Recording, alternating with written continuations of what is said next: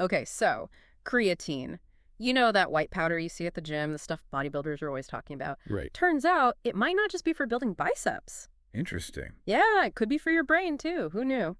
This deep dive is all about creatine and its potential brain-boosting benefits, specifically for ADHD. Yeah, a lot of people associate creatine with pre-workout shakes and things like that, but um, it's really interesting to think about its role in brain health. It's a fascinating new frontier, Mm-hmm. especially for those with ADHD. Mm-hmm. People who often have trouble with like attention, focus, and even energy levels. Exactly. So I think to unpack this, we should start with the basics. For those who maybe aren't as familiar, ADHD stands for Attention Deficit Hyperactivity Disorder. Right. And it's more than just being, fidgety or easily distracted. It's about how your brain manages things like attention, impulses, even executive function, like those mental processes we use for planning and organization. Precisely. And one of the key areas that researchers are exploring is the connection between ADHD and certain neurotransmitters like dopamine, Yeah.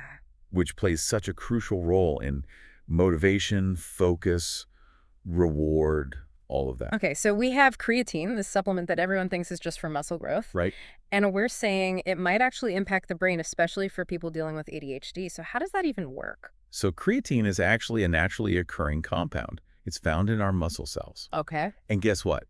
It's also in the brain. Oh, interesting. Yeah, so it plays a vital role in producing ATP, which is, the primary energy currency of our cells. So, it's giving our cells, all of our cells, but especially, I imagine, our brain cells, a little energy boost. Yeah, you could think about it that way. I can already see where this is going, with the brain being, the biggest energy hog in our body, right? You got it. That's a good way to put it. The brain needs so much energy. It requires a constant supply to function at its best, and that's where creatine comes in. So some studies suggest that by increasing our cellular energy through creatine supplementation, we might actually start to see improvements in certain areas, like attention and focus, Okay.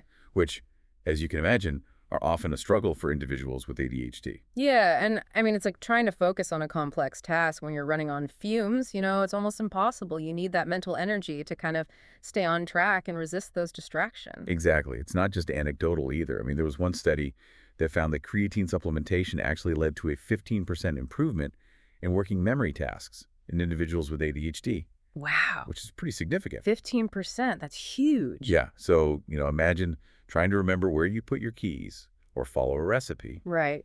That boost in working memory could be a game changer. Wow. Yeah, that's huge. So it's like giving your brain a clear signal instead of all that static. Yeah, yeah. So you're saying there's actual scientific evidence out there, even if it's early, that hints that creatine could really help with those core ADHD challenges.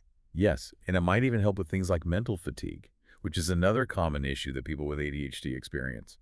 Because creatine supports that ATP production we were talking about, it could help the brain sustain attention for longer and reduce that feeling of mental exhaustion we all get after, focusing on something for a while. Okay, so not a cure-all by any means, Right. but it could be a really helpful tool, especially when it comes to attention and focus. Yeah.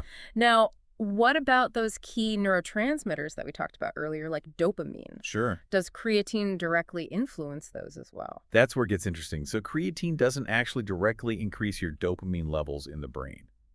Think of it this way. It's not like taking a shot of espresso for your dopamine system. Okay, so no sudden rush of euphoria or anything like that. Not quite. However, it might indirectly support your dopamine function. By making sure that your brain have all the energy it needs, creatine allows for, more efficient production and release of these neurotransmitters. Yeah. And that could lead to just better dopamine signaling overall. So it's kind of like it's providing the brain with all the resources it needs to kind of optimize its own natural processes. Exactly. Like making sure those dopamine signals are firing on all cylinders. Yes, exactly. Think of it like providing a factory with a reliable power supply. It might not change the product that's being made, but it ensures that the production line runs smoothly and efficiently. Oh, I like it. And in this case, the product is that all-important dopamine signaling. Fascinating. So we've got this potential for really enhanced focus, better attention, possibly linked to better dopamine function. But what about the other, I guess, hallmarks of ADHD, like hyperactivity and impulsivity? Right. Can creatine help with those as well? That's a great question. Honestly, the answer is a bit more complicated. These behaviors are influenced by such a complex web of neurological factors. Of course. While there's not enough evidence yet to say that creatine directly reduces hyperactivity or impulsivity, there is a possibility that it could help indirectly. How so? I'm intrigued. Well, remember how we talked about creatine's potential for improving just overall brain function? It might be that by kind of creating a more balanced, more energized environment in the brain, that creatine could make other ADHD treatments like therapy or medication even more effective. Interesting. But we definitely need more research to really fully understand those potential interactions. So it's like a potential synergistic effect. Right. Okay, that's a really interesting point and something to keep in mind. Speaking of really important brain functions, we've talked a lot about attention, focus, but there's another aspect of ADHD that I think sometimes gets overlooked, and that's executive functioning. Yeah. What can you tell us about that? Ah, yes. Executive functioning is so crucial, especially for people with ADHD. Think of it like your brain's management system. It's responsible for planning, organization, initiating tasks, seeing them through to completion. Basically, all those things that help us navigate the, everyday complexities of life. Right, and if your executive functioning is a bit, I don't know, out of whack, it can make even the simplest tasks feel so overwhelming. Oh, absolutely. Right. Yeah. It's like trying to plan a vacation while simultaneously juggling flaming torches. Just too much. Exactly. And you're right. It is a very common challenge for those with ADHD. Now, here's where creatine might come in. While the research is, again, still ongoing, some experts believe that by boosting that brain energy, creatine could indirectly support executive functioning as well. So potentially helping with things like planning, staying organized, and actually finishing what you start. Yes, exactly. That would be incredible. It's about giving the brain what it needs, all the resources to perform at its best.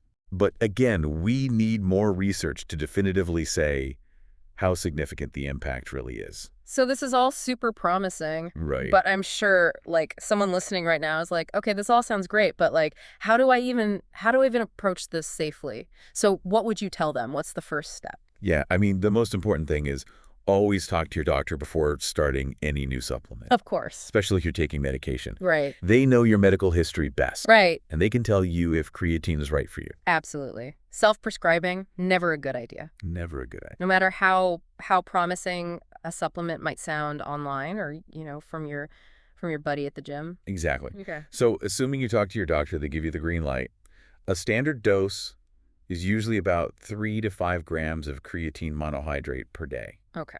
And you know that whole loading phase that you hear about sometimes in the fitness world? Yeah, where you like basically mainline creatine for a week straight. Right, exactly, yeah. Yeah. That's not necessary for the cognitive benefits. Okay. It's more about that consistent daily intake. Gotcha. So consistency is key, not necessarily like mega dosing. Right. What about side effects? Because I know I've definitely had my fair share of supplements that left my stomach feeling a little off, let's just say. Yeah, I mean, creatine is generally considered safe when you take it as directed. Okay. But like any supplement, some people might experience some mild side effects. Right. Most common ones are usually bloating or some gastrointestinal discomfort, especially when you're first starting out. Okay, that makes sense. Any tips for minimizing those? Asking for a friend? Sure, yeah. Starting with a lower dose and then gradually increasing it can help your body kind of adjust. Okay. And of course, staying well hydrated is always a good idea. Solid advice. Solid advice. Now, I am curious about something. We've been talking about creatine kind of in isolation. Right. But I know a lot of our listeners, especially those with ADHD, might already be taking other supplements like omega-3 fatty acids, right? Which are also, touted for their brain benefits. Mm-hmm. So what's your take on combining creatine with something like omega-3s? That's a fantastic question. We get that one a lot. And the truth is they both offer cognitive benefits, but they actually work in very different ways. So instead of thinking about it as like an either situation, imagine them as like potentially complementary pieces of the puzzle. Oh, I like that. So how would you describe those different roles? So think of creatine as making sure that your brain has enough fuel to run, like it's providing that steady supply of like high octane gasoline. Okay. Omega-3s, on the other hand, they're like keeping the engine well oiled and running smoothly, making sure all the parts are working together. So a dynamic duo for brain power. I love it. Potentially. But we do need more research to really understand how these supplements might interact, both with each other and with any existing medications someone might be taking. Right. Always back to that crucial reminder. Talk to your doctor. Always, always. They know best.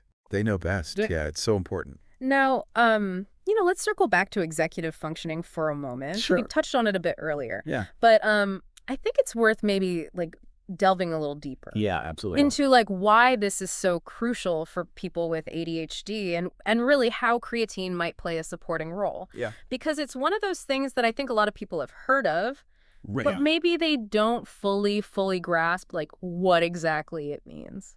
It's true. It's true. And it's a big one. So executive functioning, it's like, imagine it as the CEO of your brain, Okay. right? It's responsible for planning, organizing, initiating tasks, Mhm. seeing them through to completion. It's what helps us, resist those distractions, manage our time effectively, and make those like sound decisions. Okay, so it's like executive functioning, it's like having a conductor for our mental orchestra, right? Yeah. Making sure that all the instruments are playing in sync at the right tempo, everybody's got the right sheet music. That's a great analogy.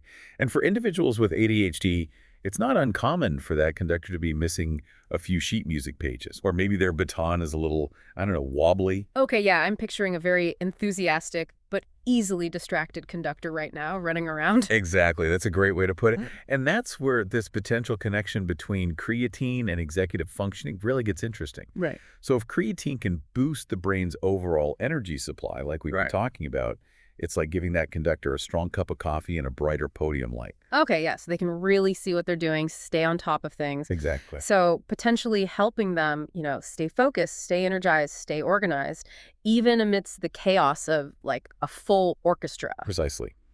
Of course, more research is needed to really confirm these effects, Right.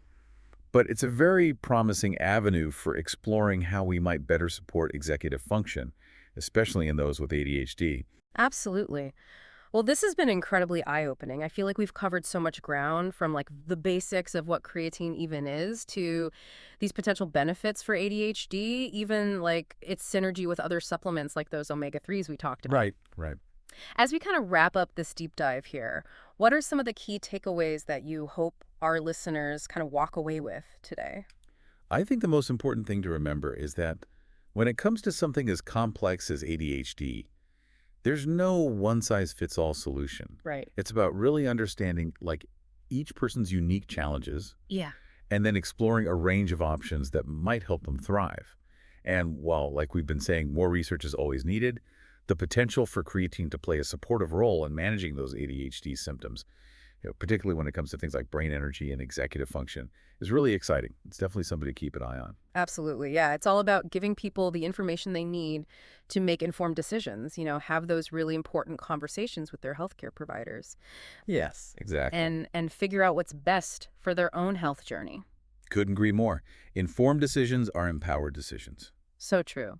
Well, on that note, I think we've given our listeners plenty to think about today. It's been a fascinating, I think, journey into the world of creatine, kind of going beyond its traditional role in the gym, and really exploring its potential to support brain health and cognitive function. Yeah, for sure. It's been a pleasure diving into this topic with you. I always love a good brain-boosting conversation. Me too. And for our listeners, remember, this is just the beginning of the exploration, so keep asking those questions, stay curious, and most importantly, talk to your doctor to see if creatine might be a good fit for your, individual needs and goals. Well said. Curiosity is the engine of knowledge. Love that. And with that, we'll wrap up this deep dive. Until next time, stay curious, stay informed, and take care of those incredible brains.